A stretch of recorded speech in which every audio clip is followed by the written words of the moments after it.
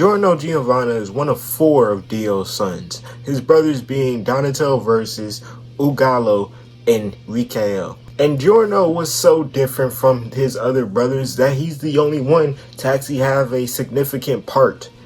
And literally just have a part. He's the only one of the 4 to have a part. And he's the only one that in part 6 did not show up when Pucci had fused with a part of Dio's DNA, therefore drawing not only the Joestars, or therefore not only knowing where the Joestars are, but also drawing in Dio's sons. Now the only mention of Giorno Giovanna comes on Rikael's poster. His poster, and at the bottom it says, "Why isn't Giorno Giovanna there? Perhaps he's in Florida. Perhaps he's somewhere else. It's a mystery." That's literally all that we have canonically about Giorno's whereabouts during part 6. But it's always raised the question, especially to a lot of people, especially when they first saw and or read part 6, where is Giorno? Why wouldn't Giorno be drawn there? And why wouldn't Josuke be drawn there? Because Pucci can sense Joestars. No, like seriously, Jolene even said it herself before she died. He can literally sense her. Well, I just threw the Josuke one in because it's not really much of an explanation needed. Granted, he's a fully grown adult by this point. He might have moved, but like more times than not, he probably stayed in Morio the rest of his life, took care of his mother, been the probably town doctor. You know, we know canonically, at least during the events of part 5, he was still in Morio, and a little bit after that, because in Thus Spoke Ron Kishibe, I think it goes maybe 5 years, close to 3 or 4, somewhere around that gap after part 4.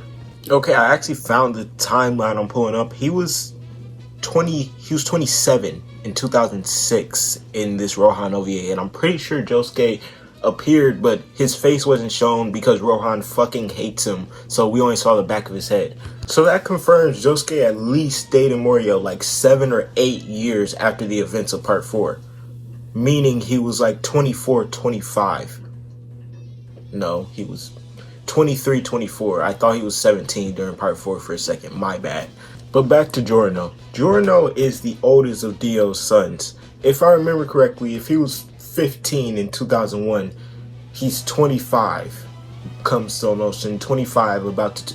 No, he was actually 26 because Stone Ocean does go into... No, he was 27. Shut the fuck up already. Enough. Because Stone Ocean goes into 2012 April, and Giorno's birthday is in April. So yeah, he's 2 years older than his next oldest sibling, being Donatello versus. Okay, I went through the timelines again. So Golden Wind takes place at the end of March, I think March 29th, that's when Koichi lands, and ends in April 6th. Giorno's birthday is 10 days later.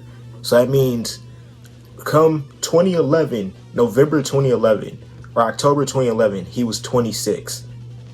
And he, by the end of Stone Ocean, he was about to turn 27 because Stone Ocean ends in March. I just had to make sure I got that right. Like, that was something that would have bothered me. But notice something between Donatello versus and Giorno Giovanna. Notice this, and I noticed this when I was reading both their backstories again.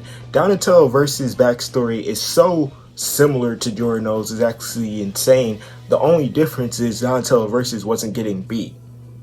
You know, both of them hated their stepfathers, as they both did pretty bad things. But Donatello versus, he never had a cop out. By the time he was 13, his life just immediately just kept getting worse. If I remember these events correctly, and y'all can correct me in the comments, he finds a pair of baseball shoes in the sky.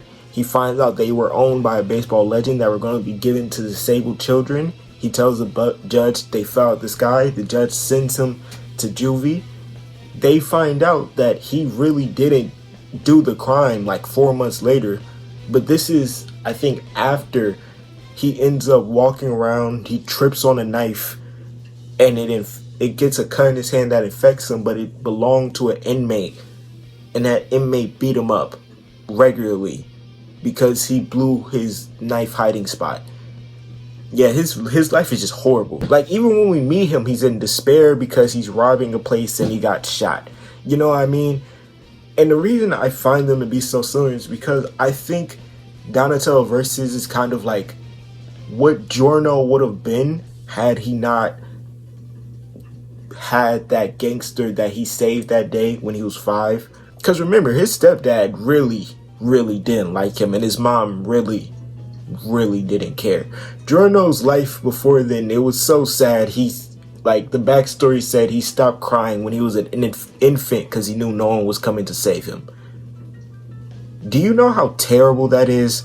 But even Ungalo, Giorno easily could have slipped into the drug trade and been another one of the kids that were just hooked on drugs and been a drug addict and a criminal all his life, like his literal other brother. I feel like in some ways, the other 3 of Dio's sons was like a peek into what Giorno could have been. Even Rikiel, well, with him, it was, I feel, a lot worse for him because he just had a condition, uncontrollable, that literally just made his life horrible, and he was basically given salvation the same way Dio, his father, would give salvation to other people from Pucci, and that's why he used his stand the way he did. But at the end, he still did a good thing by revealing that Weather Report was Pucci's twin brother. He just got beat the fuck up for it. But how does this all tie in?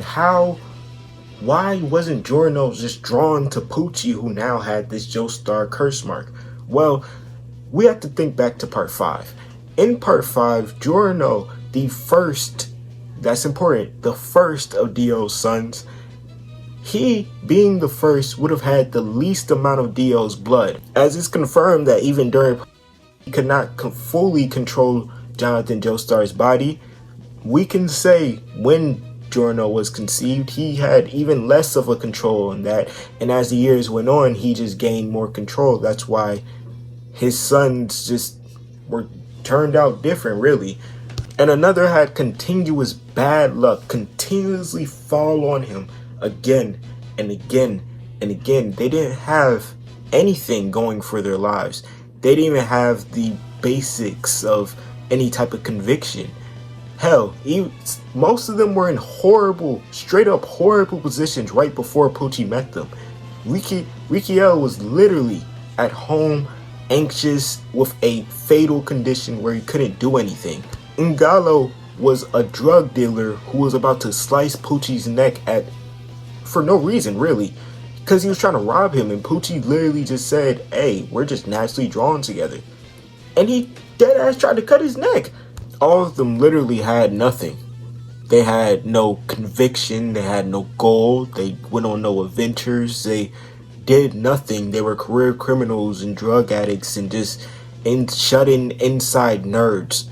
You know, Giorno was one who was actually a mafia boss. By this point, he had a decade plus experience with his stand. His stand had actually naturally came out when he was a teenager, probably because he had a strong will and conviction. And you can argue with him being the first of Dio's sons, as I mentioned before, not only of him having less of Dio's blood, him having a more Joestar Brando mix makes him more in the middle, you know, rather than the others who are more, you know, closer to the Brando side just based off personality and life experiences, maybe not necessarily by blood.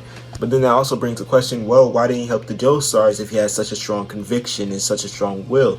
Well, there's the added fact that the Joestar family is just a secret to most of them, because again, most of them do not know their relatives, like Josuke, for example.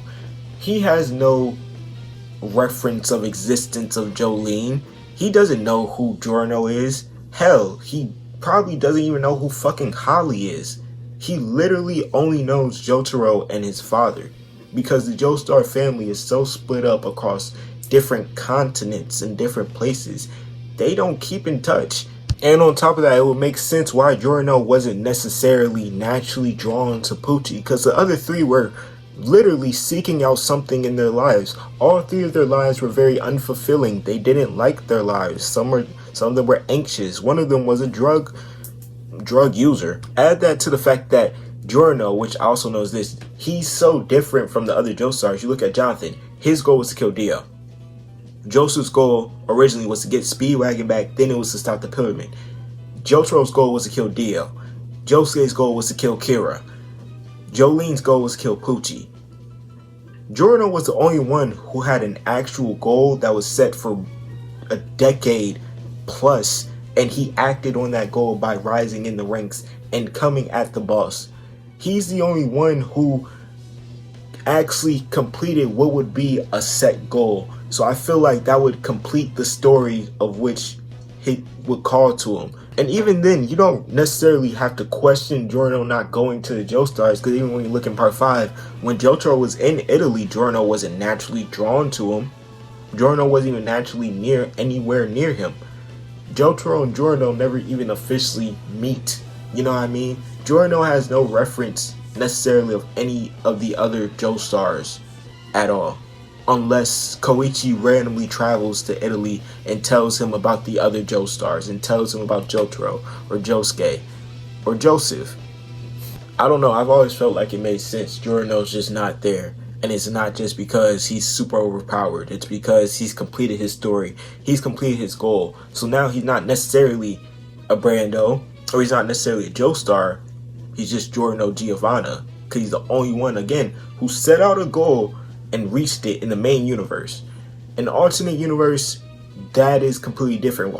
All three of them literally set out goals, and we don't know if Jodio has reached his goal yet, but he probably will. But that's really all I got for y'all. If y'all enjoyed the video, make sure to like, comment, subscribe. We're on the road to 5K, so anything helps, and until next time, peace.